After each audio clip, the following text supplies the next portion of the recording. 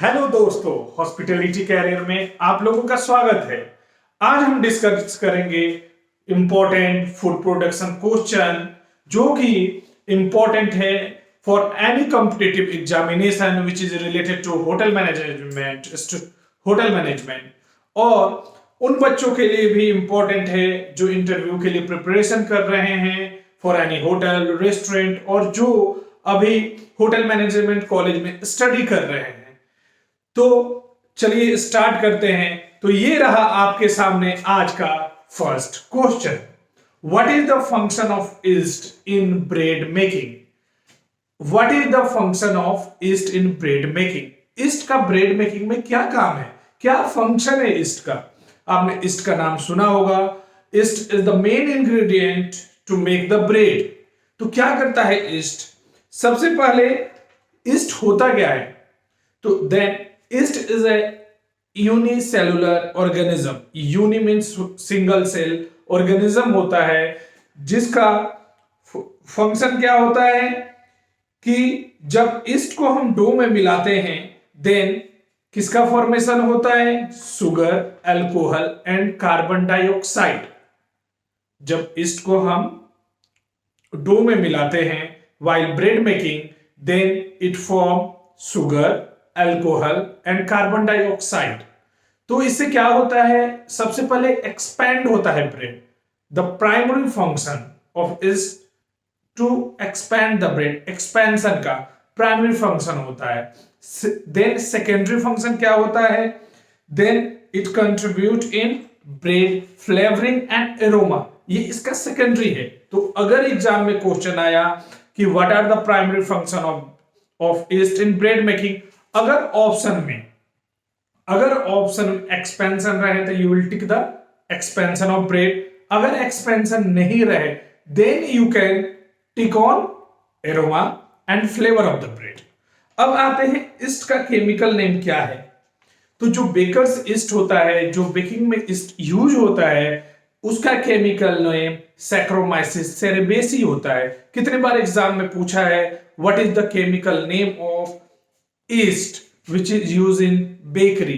Then it name is Saccharomyces cerevisiae. Food and beverage service में पढ़ोगे कि ethyl alcohol बनने में ईस्ट का मेन रोल होता है। जब मैं वो आपको क्वेश्चन कराऊंगा तो वहां पे ईस्ट के बारे में आपको बताऊंगा कि बेवरेज इंडस्ट्री में ईस्ट का क्या रोल होता है। अब हम सेकेंड क्वेश्चन की बात करते हैं। What is the French term for cheese? CHEEAC। Cheese का फ्रेंच टर्म क्या होता है? Then the French term of cheese is fromage. FROMAGE। Fromage आप लोगों ने फर्स्ट ईयर में पढ़ा होगा कि it is serve as the 14th course in French classical menu. जो फ्रोमाज है वो 14th French classical 14th service होता है मेन्यू में, फ्रेंच क्लासिकल मेन्यू में। तो फ्रोमाज को क्या बोलते हैं हम? चीज। फ्रोमाज इज द फ्रेंच टर्म। अब आते हैं थर्ड क्वेश्चन पे। How much percent of starch in wheat? Wheat में स्टार्च का क्या परसेंटेज होता है? तो इसके आंसर से पहले सबसे पहले माइंड में एक क्वेश्चन आता होगा, अच्छा स्टार्च क्या है? कितने बच्चों को ये क्लियर नहीं है कि स्टार्च क्या है? तो आंसर कहां से मालूम होगा? तो सबसे पहले स्टार्च के बारे में बताऊं मैं तो starch is a type of carbohydrate. Starch किसका टाइप है? कार्बोहाइड्रेट का।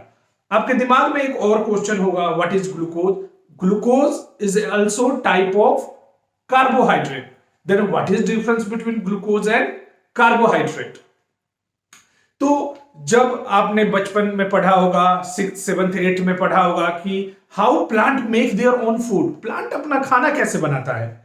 तो हमारे दिमाग में एक बात क्लिक करता है, अच्छा वो सूरज की एनर्जी को लेता है, सन एनर्जी को लेता है, ठीक है। और प्लांट का खाना कहां बनता है? लीफ में बनता है। किससे? क्लोरोफिल के हेल्प से, by the process of photosynthesis. तो जो वो खाना बनता है तो आपको याद होगा उसको क्या बोलते हैं? ग्लूकोज, जिसका केमिकल फॉर्मूला होता है C6H12O6। तो ग्लूकोज जो प्लांट में ज्यादा दिन तक स्टोर नहीं हो पाता है, अगर प्लांट में स्टोर होता है that in the form of starch. तो ये याद रहेगा कि स्टार्च के फॉर्म में जो फूड स्टोर होता है प्लांट में, दैट इज स्टार्च।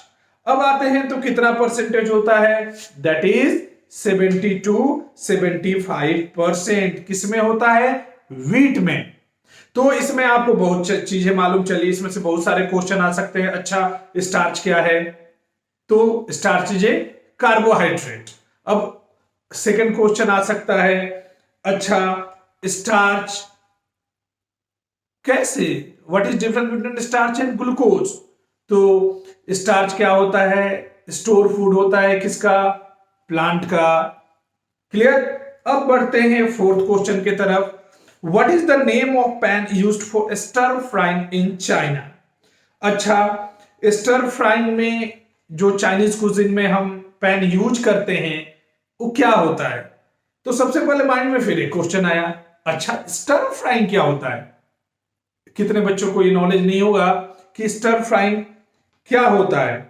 तो stir frying mainly Chinese cuisine का टर्म है जो अभी ओवर द वर्ल्ड फेमस है इस टाइप की कुकिंग। तो ये क्या होता है, stir frying is the fry rapidly over a high heat in small amount of hot oil while stirring briskly. हम कम तेल यूज करते हैं, उसका टेम्परेचर तेल का ज्यादा रहता है और हम कुकिंग करते हैं ब्रिस्कली, तेजी से। जैसे ओक आपने चाइनीज कुजिन में एक ओक क्या होता है, कुकिंग पॉट उसे बोलते हैं कैंटोनेसी कुजिन में। Cantonese is a region from China. तो ओक नाम हुआ। मैं फिर से रिपीट एक बार क्वेश्चन कर दूं, what is the name of pan used for stir frying in China.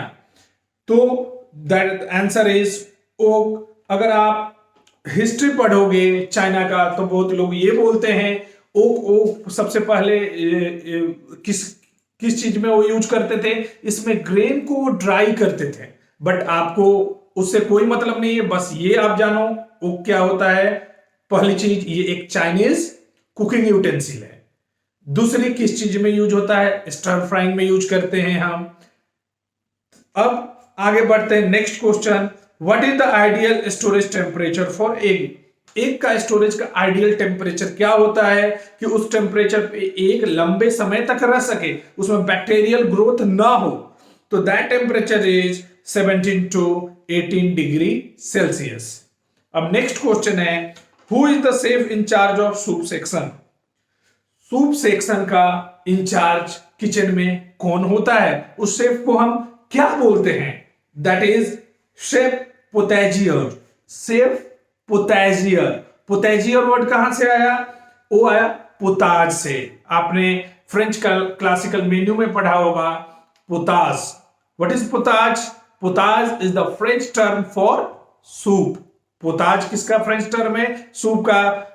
पीछे भी हमने डिस्कस किया फ्रोमाज किसका फ्रेंच टर्म है, तो देन चीज का।